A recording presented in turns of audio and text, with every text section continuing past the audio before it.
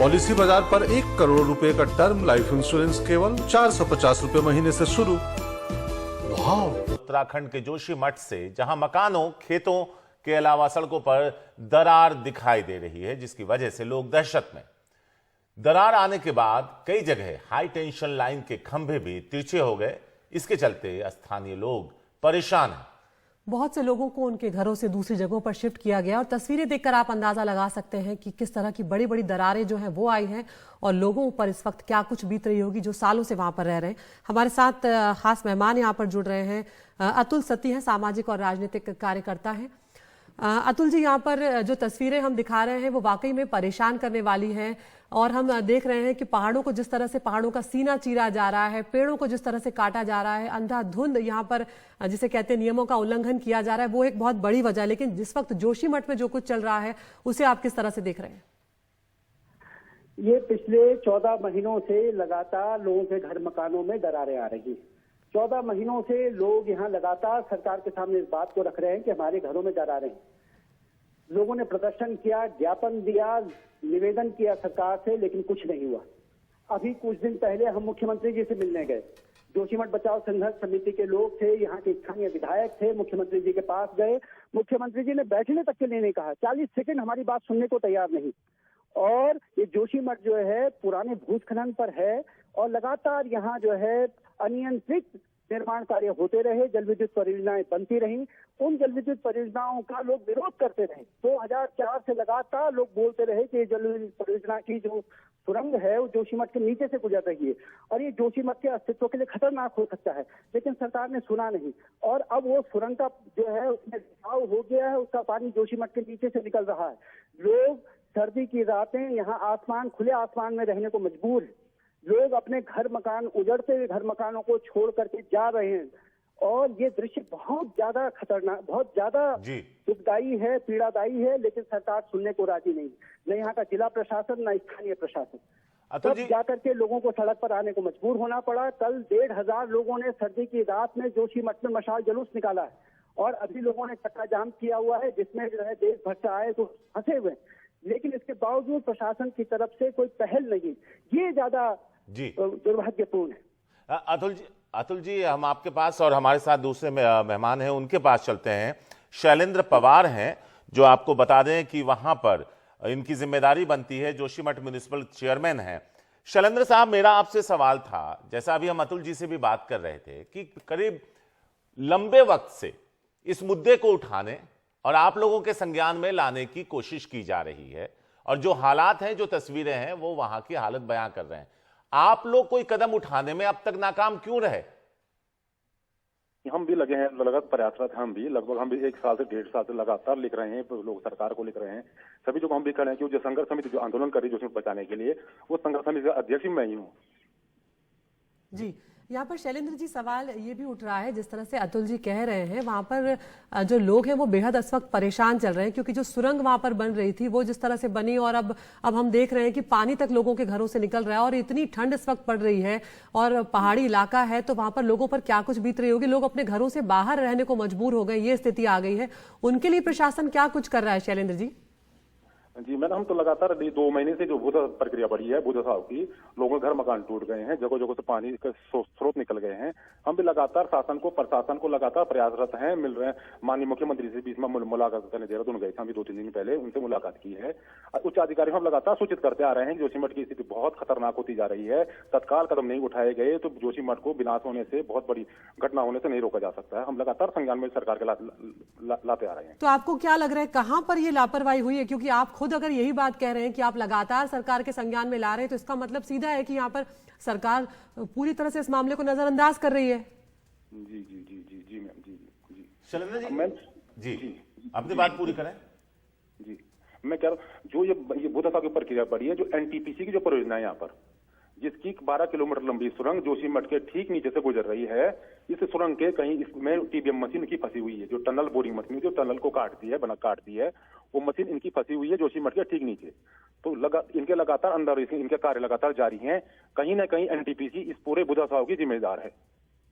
शैलेंद्र जी, इसका आपको रास्ता क्या नजर आता है कि लोगों को हो रही इन दिक्कतों और इस दहशत से उन्हें निजात मिले, जिससे उन्हें बेघर ना होना पड़े। इसके लिए क्या कुछ किया जा सकता है?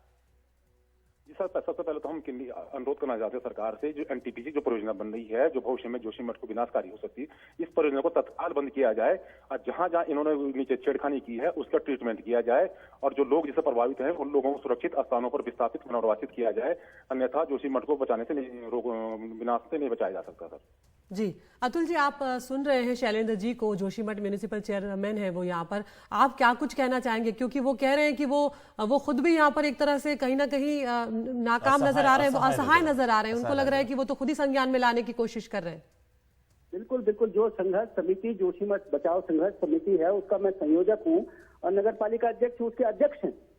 और ये जोशीमठ जो है इस उत्तराखंड का सबसे पुराना नगर है, ऐतिहासिक नगर है।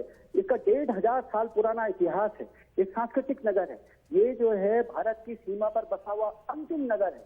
इसके सामरिक महत्व है इस नगर का जी। और इस नगर को इस तरह से आपने भगवान भरोसे छोड़ दिया तो ये अपने आप में दुखपूर्ण है, दुखद है, दुर्भाग्यपूर्ण है। और पिछले 1 महीने में लगातार दरारें बढ़ी और अब तो जो है जयप्रकाश कंपनी की जो नीचे कॉलोनी है उस कॉलोनी पूरी धंस गई है, जबकि वहां जो है कोई ऐसा पक्का निर्माण भी नहीं था। वहां सिंगल स्टोरी बिल्डिंग है और ऊपर टीन लगा हुआ है छतों पे, और वो सिंगल स्टोरी बिल्डिंग धंस करके जो 1.5 फीट नीचे धंस गई है। लगातार एनटीपीसी की सुरंग में विस्फोट किए जा रहे हैं। तो सरकार के संज्ञान में सारी बातें पिछले 1 साल से 1.5 साल से हैं और सरकार इस पर कोई एक्शन नहीं ले रही है। बजाय इसके वो जोशीमठ के नीचे से एक बाईपास निर्माण किया जा रहा है, वहां विस्फोट किए जा रहे हैं ठीक जोशीमठ की जड़ पर।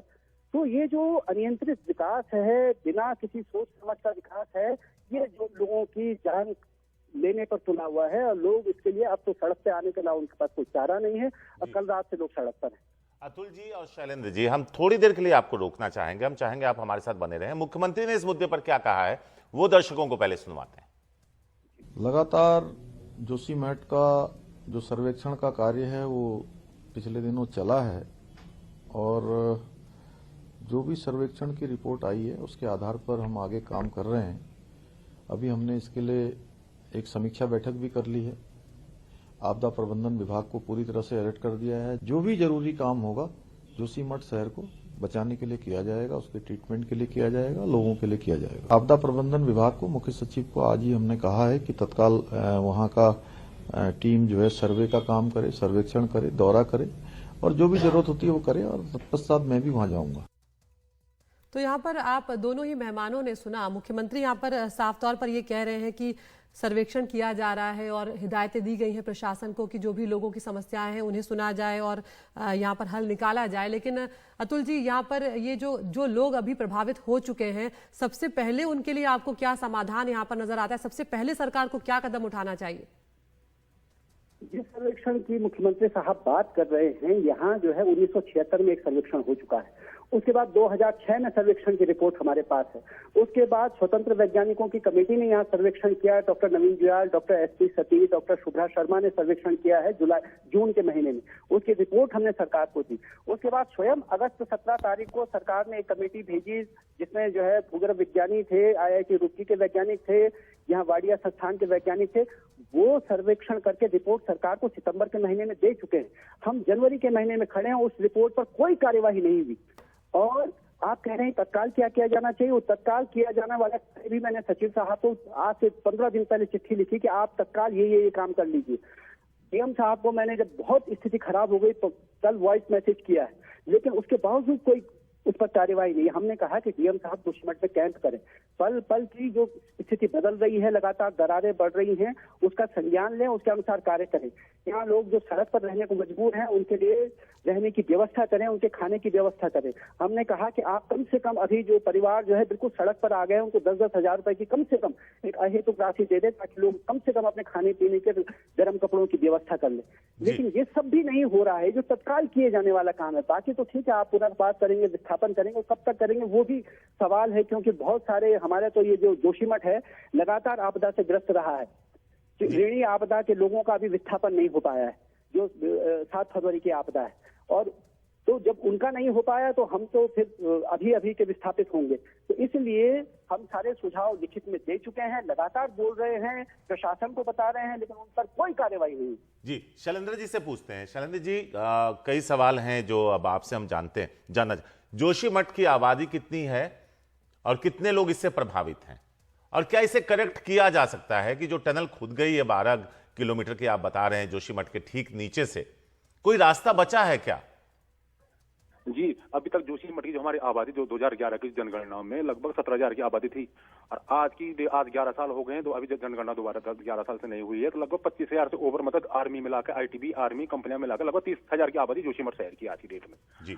और इस आबादी को बचाने के लगभग अभी तक जो ये मुतता हुआ है, लगभग इससे अभी लगभग 700-800 परिवार से प्रभावित हुए हैं। ये प्रक्रिया बढ़ती जा रही है, आने वाले समय में ये और बढ़ेगी, प्रक्रिया और बढ़ेगी, प्रभावित परिवारों की संख्या और बढ़ने की पूरी संभावना है। लगभग 3-4-5-6 हजार की आबादी से प्रभावित हो चुकी है, और आगे भी और प्रभावित होने की पूरी आशंका बनी हुई है, क्योंकि आर्मी आईटीबी से स्पष्ट आंकड़े आ नहीं पाए हैं कि कितना उनके यहाँ नुकसान हुआ है। जेपी कंपनी का लगभग 200-250 लोग वहां से प्रभावित हुए हैं, लगभग उनके 100 कमरे पूरी तरह क्षतिग्रस्त हो चुके हैं जेपी कंपनी के। उनके द्वारा तो अपने कर्मचारियों को अन्यत्र शिफ्ट कर दिया गया है, और लगातार बाजारों में होटलों में किराए लेकर अपने कर्मचारियों शिफ्ट किया गया है। किंतु जो हमारी आम जनता है, जो प्रभावित है, अभी तक इनको पूर्ण रूप से इनका समाधान नहीं किया गया है। हम जो आपने जो सवाल पूछा है कि जो एनटीपीसी की जो टनल है जो जोशीमठ के नीचे से गुजर रही है, इसको तत्काल बंद किया जाना चाहिए, और जितने इन्होंने नुकसान कर दिया है उस नुकसान हेलो जी बोलिए, अपनी बात पूरी कीजिए।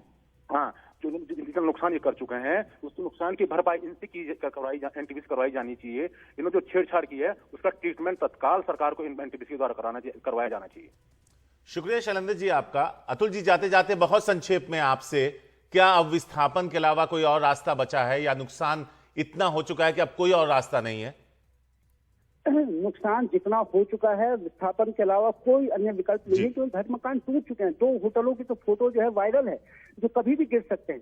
जब वो होटल गिरेंगे तो पीछे एक बड़ी बस्ती है, वो उस बस्ती पर गिरेंगे, और वो पूरी बस्ती भी खत्म होने वाली है। वो सब लोग अपना घर मकान छोड़ करके अपनी व्यवस्था में जा चुके हैं। तो इसलिए विस्थापन पुनर्वास तत्काल उसकी प्रक्रिया शुरू होनी चाहिए, क्योंकि जोशीमठ ठंडा इलाका है, कभी भी बर्फबारी हो सकती है, और अगर बर्फबारी हुई तो तब बहुत बड़ी आपदा यहाँ आ जाएगी। बिल्कुल, बहुत बहुत शुक्रिया। जनहानि होगी, धनहानि होगी। जी, अतुल सती जी, बहुत बहुत शुक्रिया आपका। शैलेंद्र जी, आप भी जुड़े हमसे, आपका बहुत बहुत शुक्रिया।